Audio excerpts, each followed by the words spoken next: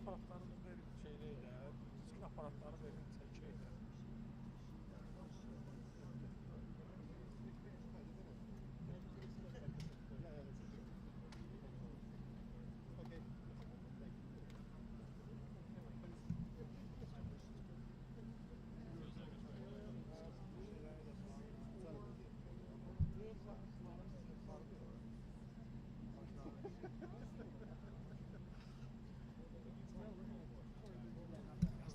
Azərbaycan.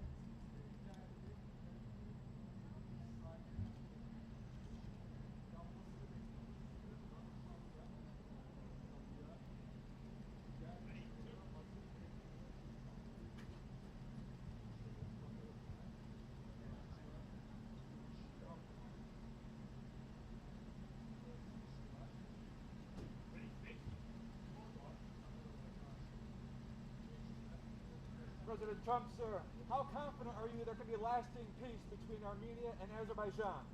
Very confident. And does the deal today protect Christians? Thank you very much.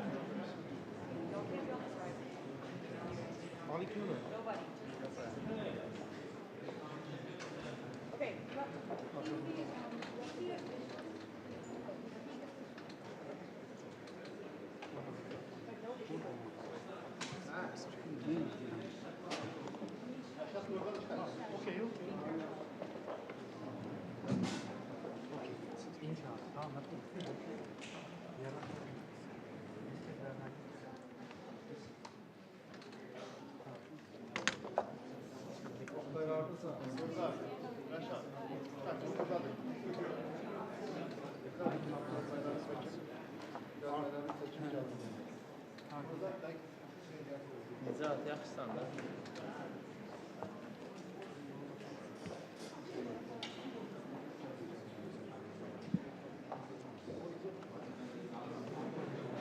Good, thank you.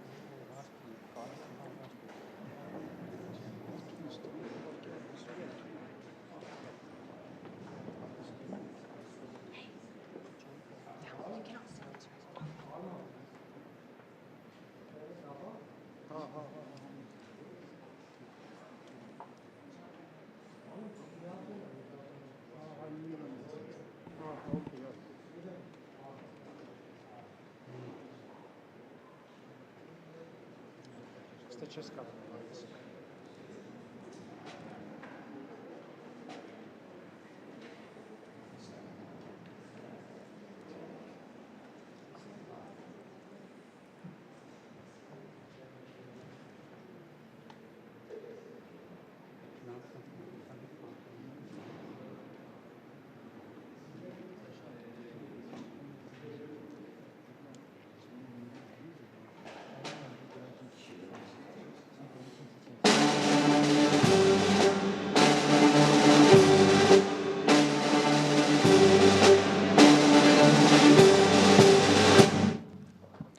Ladies and gentlemen, the President of the United States, accompanied by the President of the Republic of Azerbaijan and the Prime Minister of the Republic of Armenia.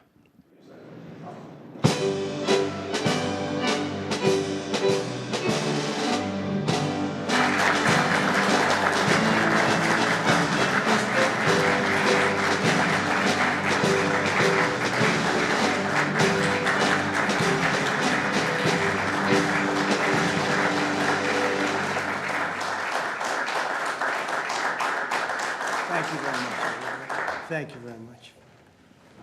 It's a great honor. Thank you.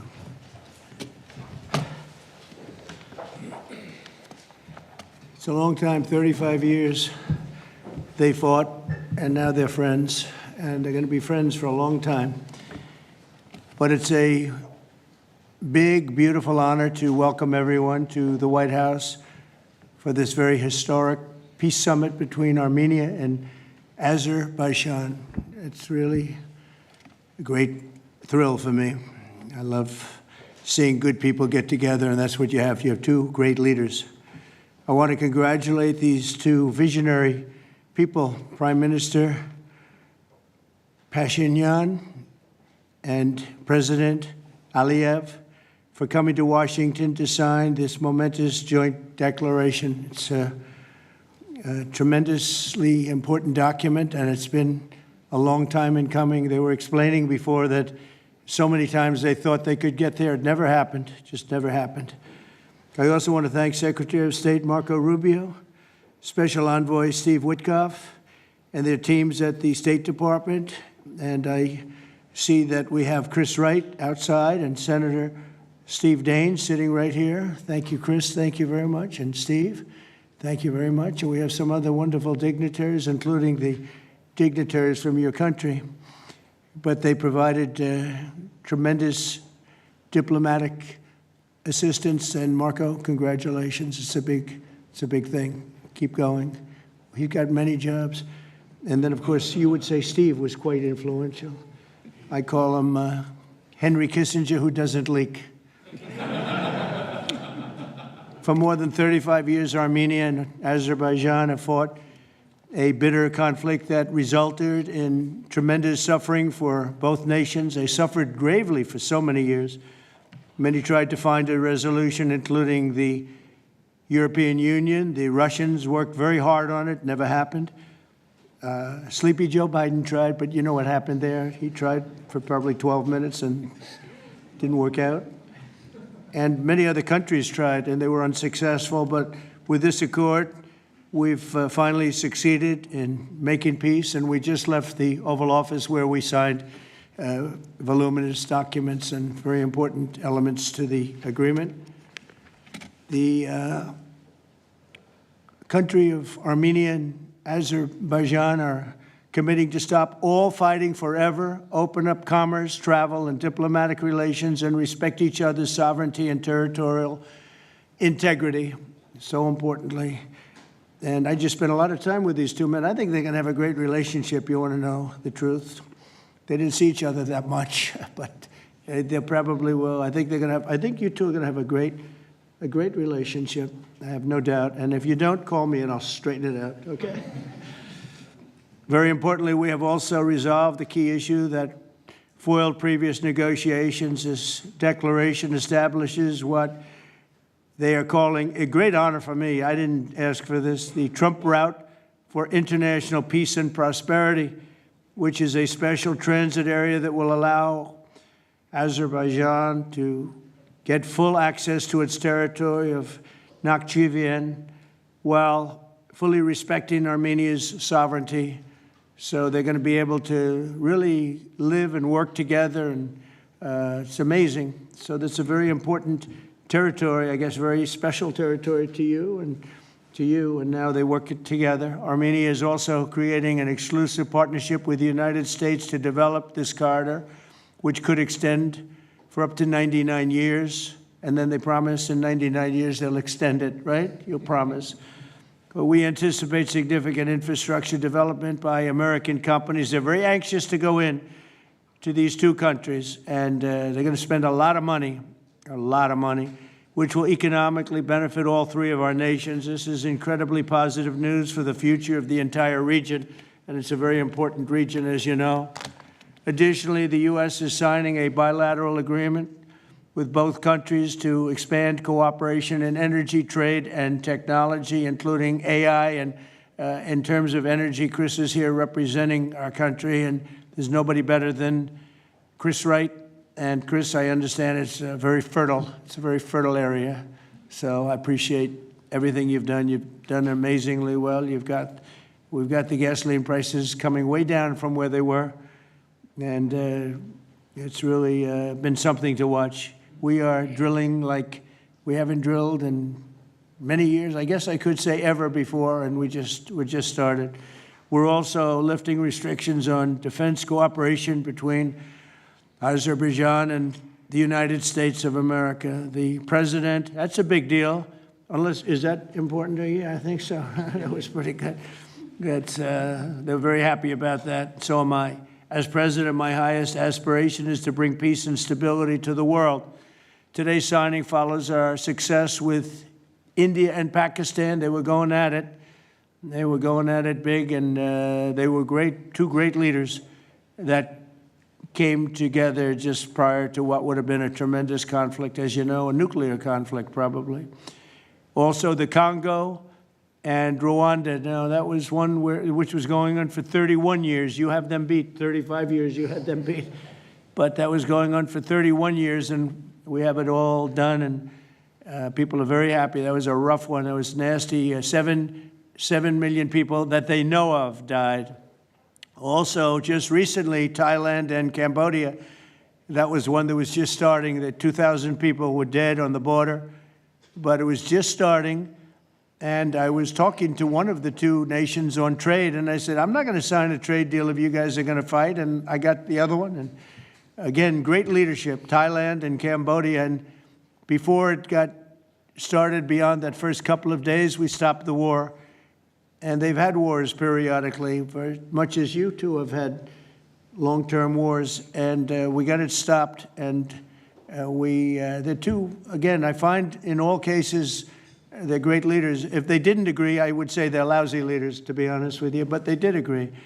And so Thailand and Cambodia, Serbia and Kosovo, we got something stopped that was ready to start. We didn't like that one.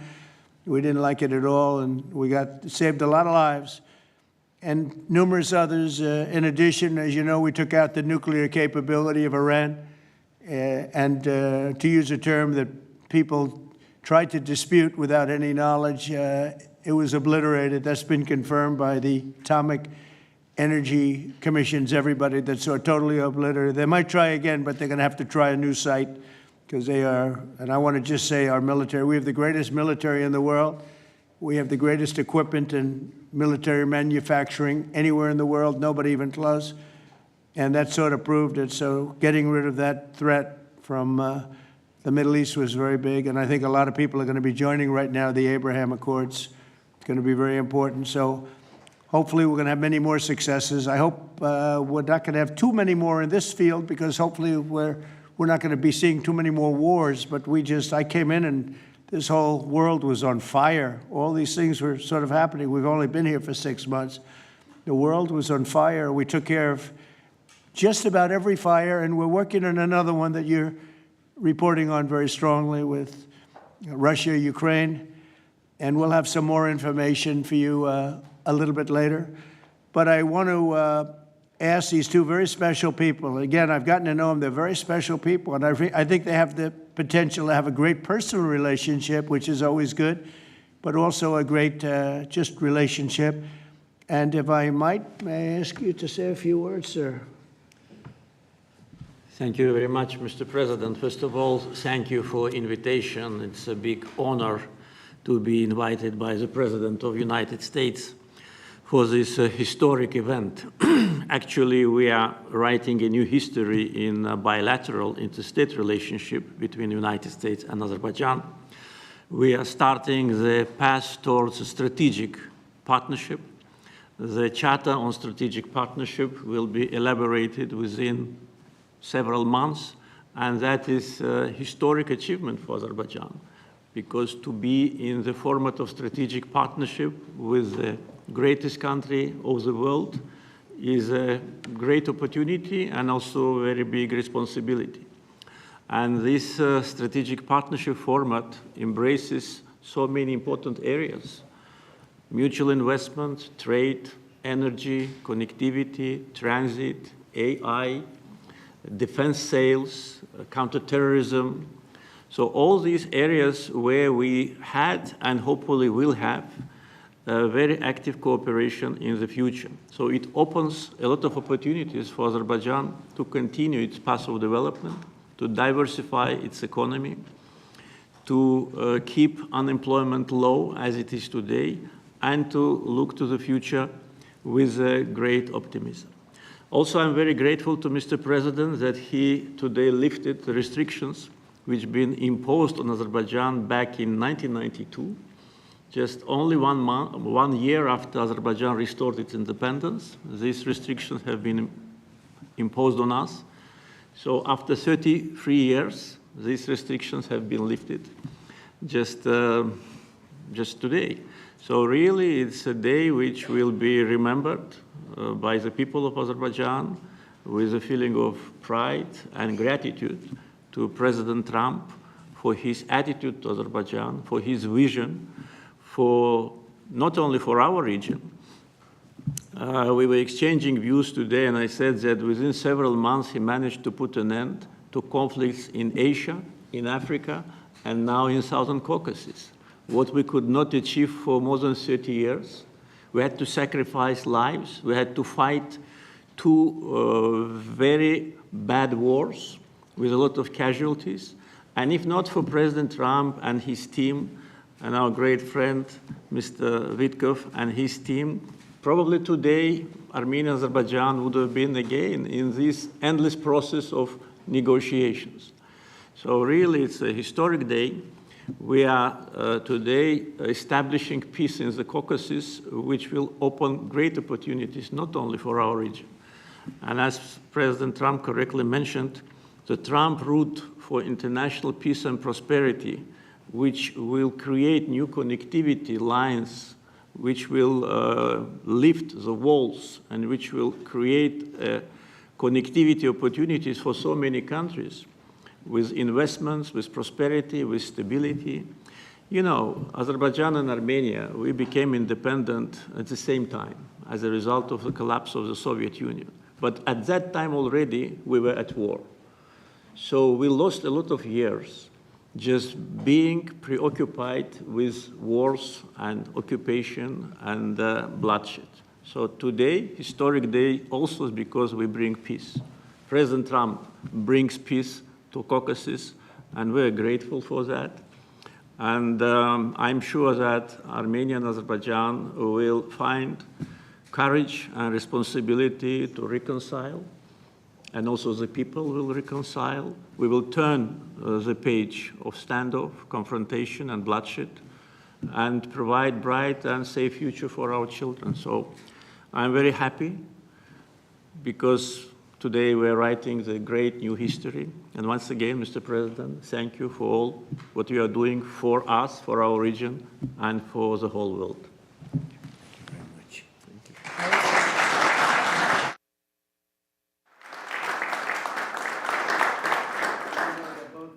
Great leaders. How long have you been in the leadership position?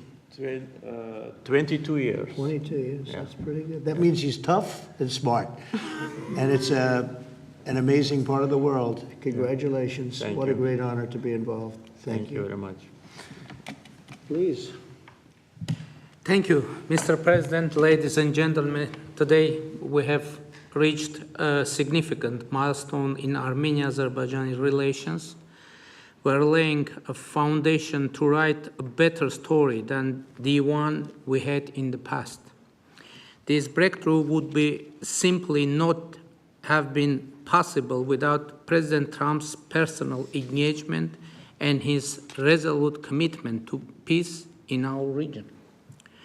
The initiating of peace agreement will pave the way to end the decades of conflict between our countries and open a new era based on the full respect for the sovereignty and territorial integrity of each other.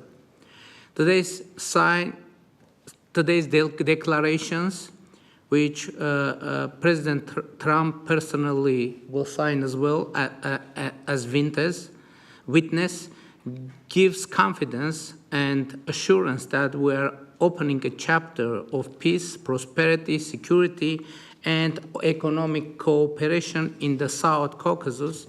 In this context, allow me to highlight the agreement on opening transport communications in the region based on the principles of sovereignty, territorial integrity, and jurisdiction. I'm particularly thrilled that together with the US, Armenia will work to bring to life the TRIP, Trump Road for Peace and Prosperity, a connectivity project that will unlock the entire region. TRIP will unlock strategic economic opportunities that will create long-term benefits. It will promote infrastructure investment, enhance regional connectivity, and strengthen US leadership as a champion of conflict resolution. I want to thank President Trump and his team for brokering this game-changing outcome between Armenia and Azerbaijan. This is a great deal we've achieved today. This is a success for our countries and for our region, and a success for the world, because a more peaceful region means a safer world. This is peace through strength in a neutral. Mr. President, today's great achievement is yet another testimony to your global leadership and your legacy as a statesman and a peacemaker on the world stage. Bringing peace required vision, political courage, and determination. But what is most important is that it requires faith in the cause. As it is said in the Holy Bible, blessed are the peacemakers, for they will be called children of God. May God enlighten this way. Thank you, and my congratulations to all of us, President Aliyev, to you, to all of us, colleagues from Azerbaijan, Armenia, United States, and all the people of our region, all the people of our countries, and my congratulations to the world, because, as I said, it will definitely make world a better place. Thank you.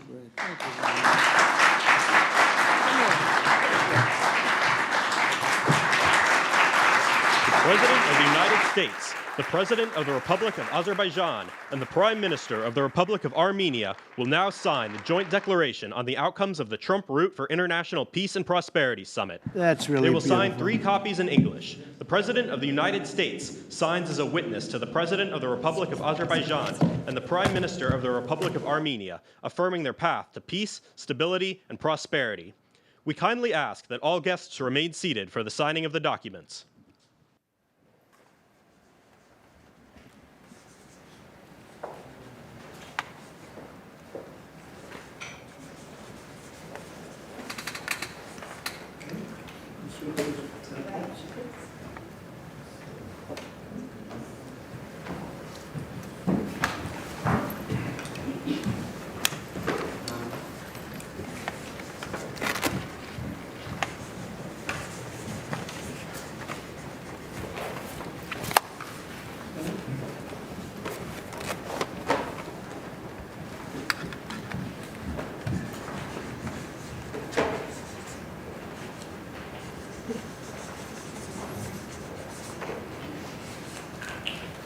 That is so great, and we'll hold up, how about holding up that document, all right?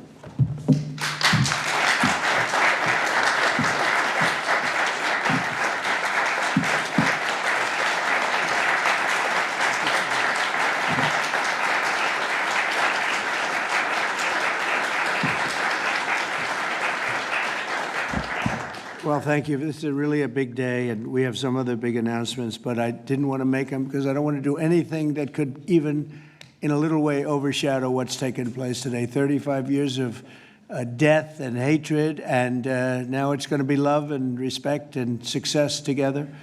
And I didn't really want to do anything that would in any way overshadow. I don't think it can be overshadowed when you're at war and so many people have suffered and so many people have been killed, and now you're going to have great peace. And I look forward to that corridor, because that corridor sounds, I'm going to have to get over there. I'll bring Senator Daines with me, and we're going to have to get over there, Steve. So, but this is a really great achievement, and I congratulate you. You're 2 incredible leaders. You're going to go down in history. And I've read the whole thing about how long it took, and you thought you were there and people let you down, and sometimes you probably let people down, maybe. I don't know how it works, but that's the way it usually does. But this is something that is very, very special. So I don't want to get in the way of it at all, but we'll take a few questions, maybe at least slightly related, but we have some other things to announce later on in the day. Peter, please. Related, just because you mentioned the elusive peace in Ukraine. Who is holding up this Ukraine ceasefire summit? Is it Putin or is it Zelensky? Well, I think it's, that one is, as you know, we've been working on a lot of these deals. We've closed every single one of them all throughout the world, and that's the last of them. And they're losing, Peter, about 6, maybe even 7,000 soldiers every single week. Russia, as you know, lost almost 25,000 over the last month and a half, and Ukraine lost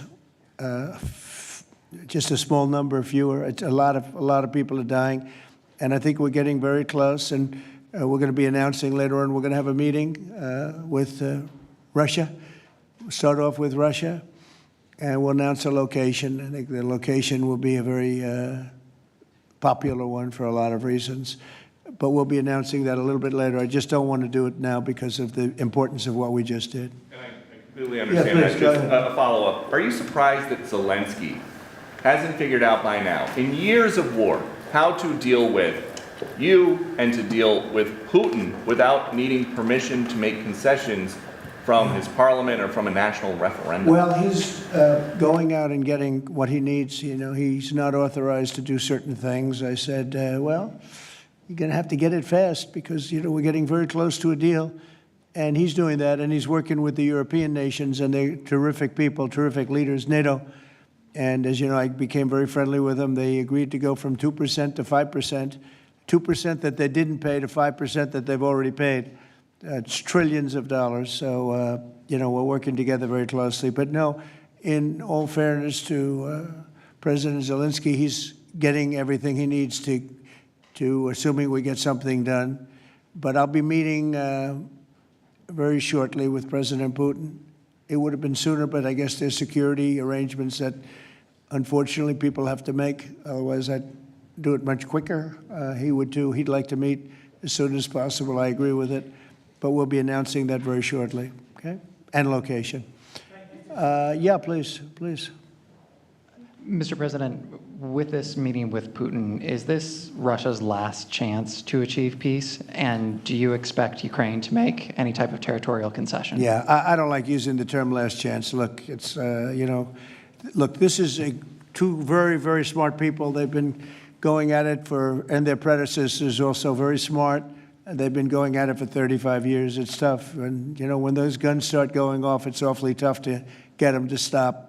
It really does. It's a war that should have never happened. It would have never happened if I were president. There was no reason for it.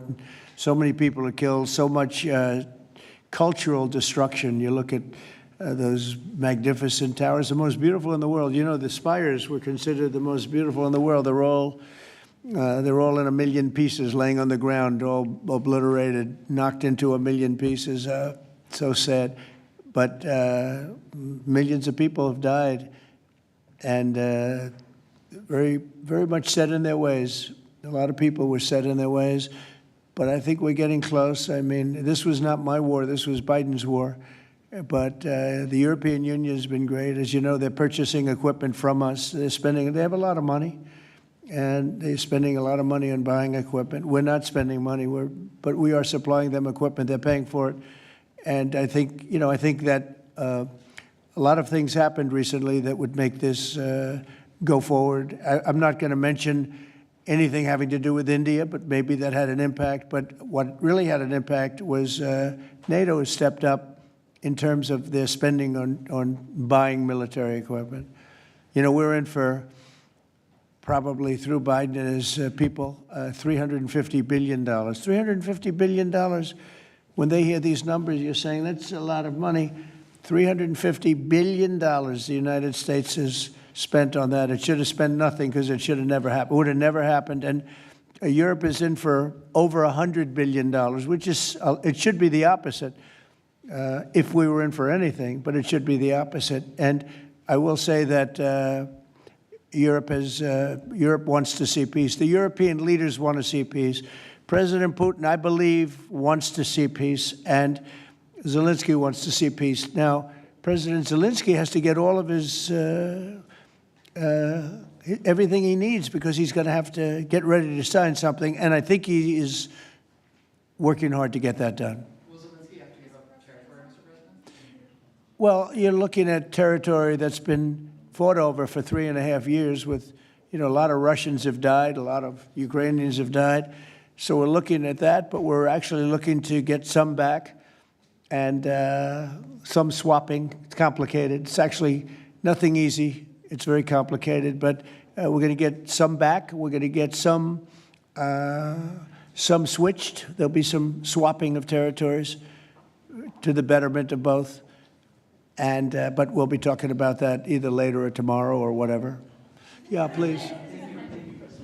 Say it. If I could ask a question of your guests and also of you. Yeah. Of the guests, will the Armenians from Nagorno-Karabakh be allowed to return? And also, do you have any thoughts on the talk about President Trump winning the Nobel Peace Prize? And for President Trump, You're working on resolving 2 other major conflicts. In Gaza, you've spoke of resettling the Gazans. The country of Somaliland has expressed potential interest if you were to diplomatically recognize their independence. Are you inclined to do so? And also, did President Putin present an award to Mr. Witkoff during their recent visit? He likes Mr. Witkoff, I can tell you that. That's true. Please, go ahead. I think President Trump deserved to have a Nobel Peace Prize, and we will defend that, and we will promote for that, and that's obvious. So, and today's event, I think, is a very bright expression of that, and hopefully you will invite us to front row. You'll be front row. yeah. Thank you very much. We are in favor. Thank you. Thank you. Can I have a suggestion? Yes. So maybe we agree with Prime Minister Pashinyan to send a joint appeal to Nobel Committee to award President Trump with the Nobel Peace Prize, because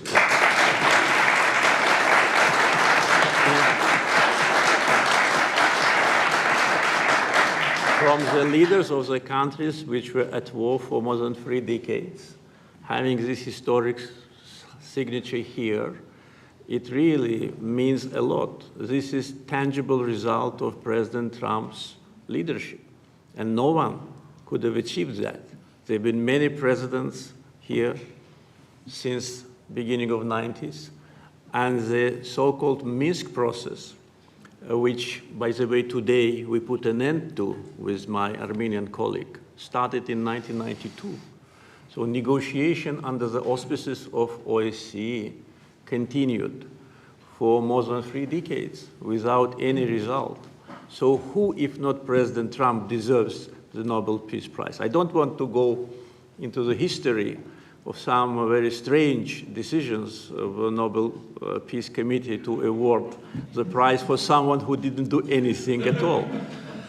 But President Trump, in 6 months, did miracle.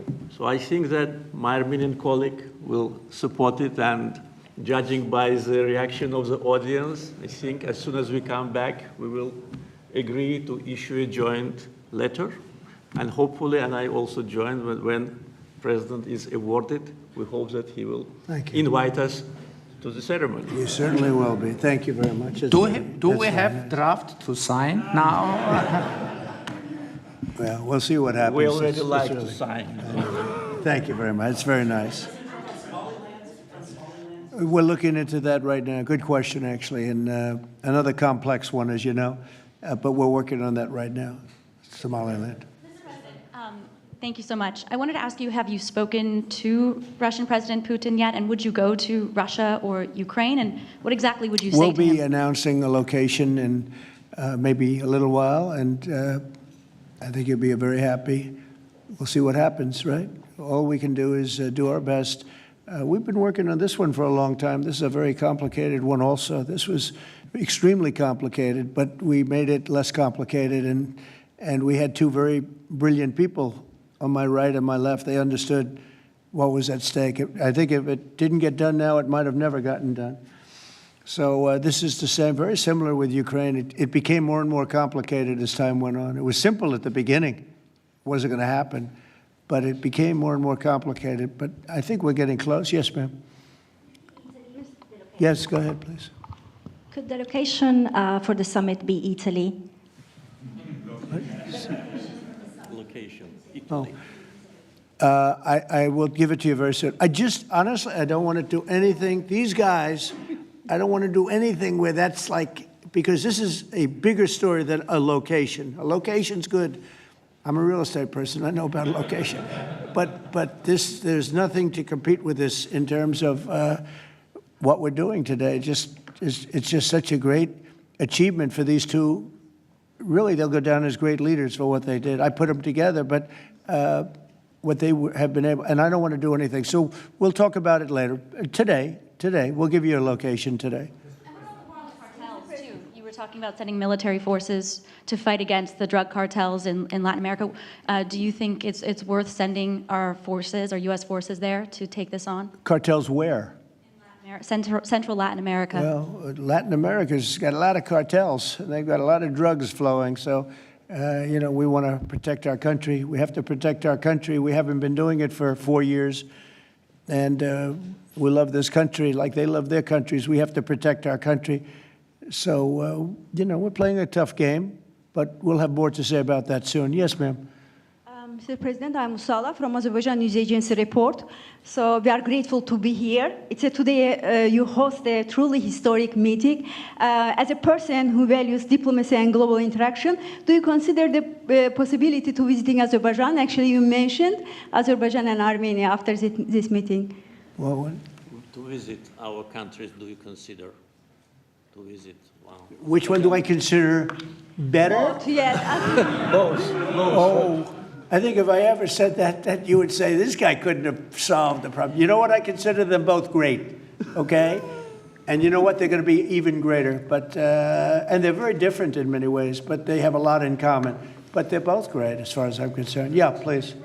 It's an interesting question, right? That would have been a hell of an answer if I said, well, I think I like this one or that one. No, we don't do that. Go ahead, please.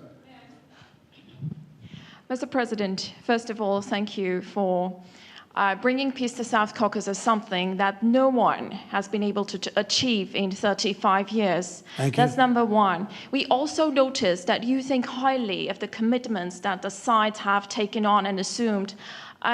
However, considering the long history of conflict and the fact that this is not a legally binding document, will there be consequences if at some point one of the sides takes a step back?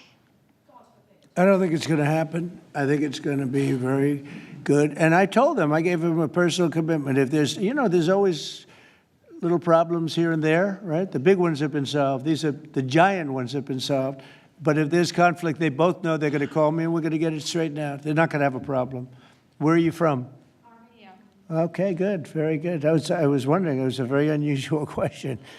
But it's not unusual considering you're from Armenia. If there's a problem, we will get it worked out. I told them both, don't let the problem last. We get it early and we'll get it solved. Good reporter you have over there. Okay? Can I yes, add? please. Can I add? Yeah. First of all, I'd like to say that today we initialed the peace deal, which was in the process of negotiations for quite a while. The fact that it is initialed here, in the capital #1 of the world, in the office #1 of the world, and in front of the great President of the United States, means that there should be no doubts and no suspicions that any of the sides would step back. If any of us, Prime Minister Pashinyan or myself, had in mind to step back, we wouldn't have come here. So you can be absolutely sure, as well as Azerbaijani community, that what has happened today will result in peace, long-lasting peace, eternal peace in the Caucasus. That's a very nice statement. I'm sorry. Fully agree and nothing to add. That's a very nice two statements, but that's a beautifully stated statement. Let's go. A couple of more. Yeah, please. Mr. President, many in the South Caucasus have pinned the blame on your predecessor, Joe Biden, and his Secretary of State, Antony Blinken, for obstacles in America's bilateral relations with Azerbaijan and peace in that part of the world. How important is it to you to elevate your country's partnership and your administration's partnership with Azerbaijan, with Armenia, and how important is this for your legacy? Well, to me, it's very important, but it's, you know, I know the history of what was going on because I do a lot of reading, and they've been at a vicious, you know, they've had a very contentious relationship for a long time. It's war. Most of the time was war. And so to get it done, they're great people. I know a lot of people from Armenia. I know a lot of people from both countries, and they're incredible people, and it shouldn't happen what has happened. I wish we could have been here sooner, you know. If the election were different. I'm going to be nice today. I'm not going to be controversial and say the election was rigged. I would have had this thing solved 4 years sooner. But the truth is, that's right. If the election weren't rigged, I would have been here 4 years sooner. We would have signed the same agreement 4 years sooner. But it didn't happen. And the Biden administration did really very little, actually nothing, to get it done. But they did nothing to get really anything done. It was this country was in very serious shape. And I say it over and over again. I met all the leaders of NATO. I went, as you know, to the Middle East. I was with the King of Saudi Arabia, the leaders of great countries, right? Qatar and UAE and others in the Middle East. And everyone essentially said the same thing. We had a dead country 1 year ago. We had a dead country. Our country was dying. And now we have the hottest country anywhere in the world. It's not even close. We have the hottest country in the world. And it's an honor to use that, if you call it power or respect or whatever it is, to settle wars like we have right here to my left and my right. And these two guys are very smart. I got to know them, and they're very smart. They're not going to, I don't think they're going to ever have to bother with me. They may call me just to bug me a little bit. Let me put them to a test, and they'll call because they like to call me. But they're not going to have any problem. We have a very comprehensive agreement. It's a peace agreement. And this isn't ceasefire. This isn't we'll hold off. This is a peace agreement. And they're going to end up doing a lot of business with each other. They're going to do a lot of business with the United States. And I'm going to always remember, at least during the time that I'm here, I'm going to remember how smart they were, how good they were.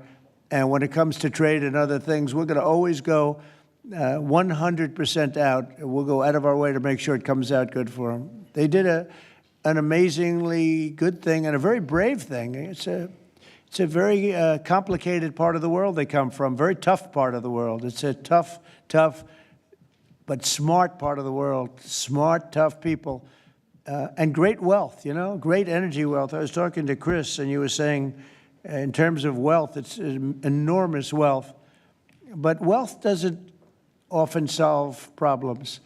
It takes other things. But they're amazing, two amazing leaders, and it's an honor to be associated with them. How about we'll do one more, please? Thank you, Mr. President. Your gut instincts have always done well in terms of business and in terms of politics. What does your gut tell you as it relates to the possibility of an event like this in the next few weeks, the next few months, in which you have President Putin on one side and President Zelensky on your other side? I think my instinct really tells me that we have a shot at it, okay?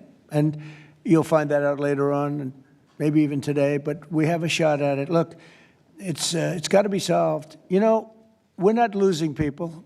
A lot of people say, why are you bothering?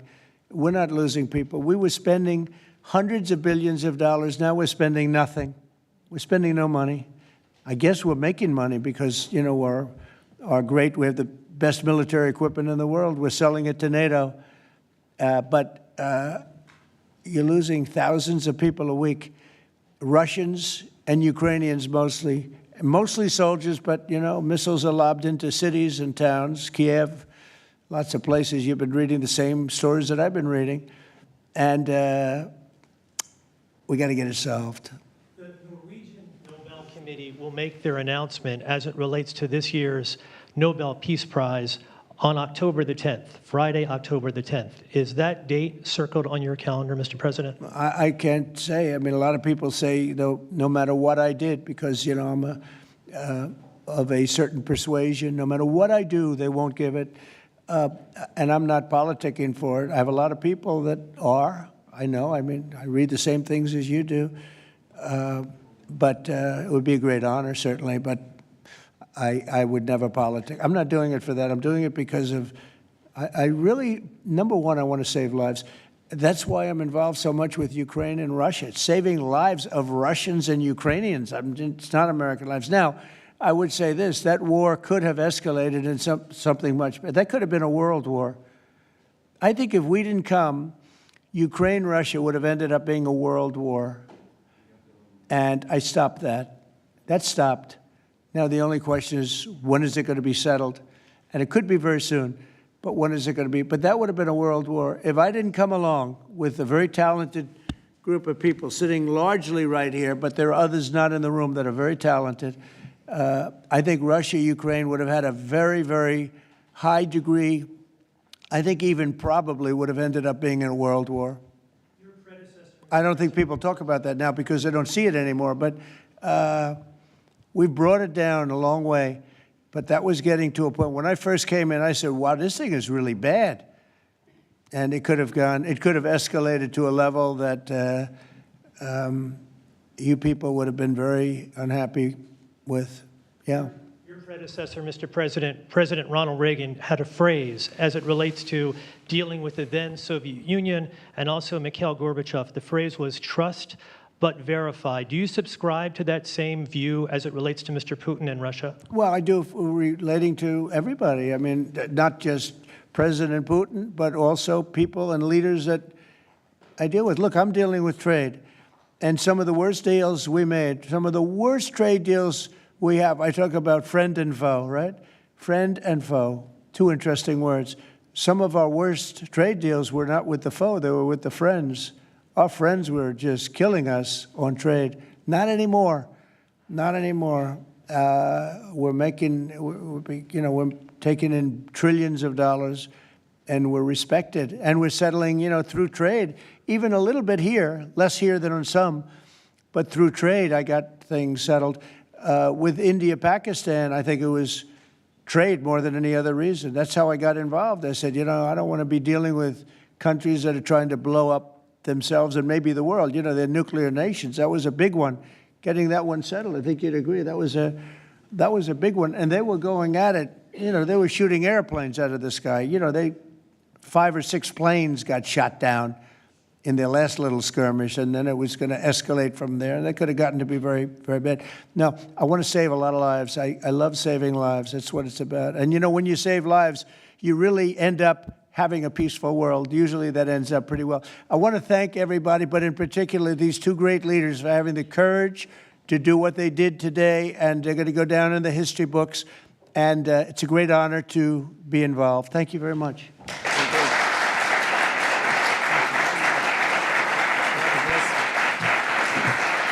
Thank you.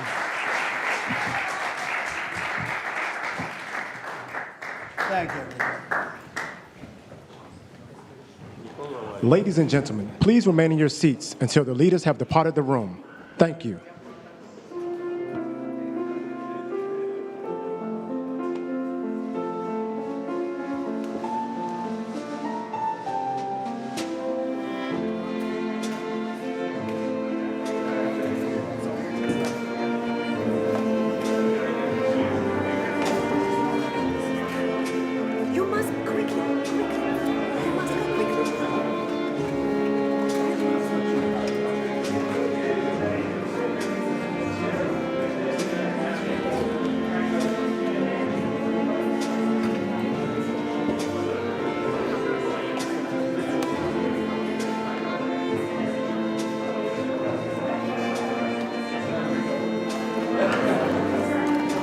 Pardon, interrupting.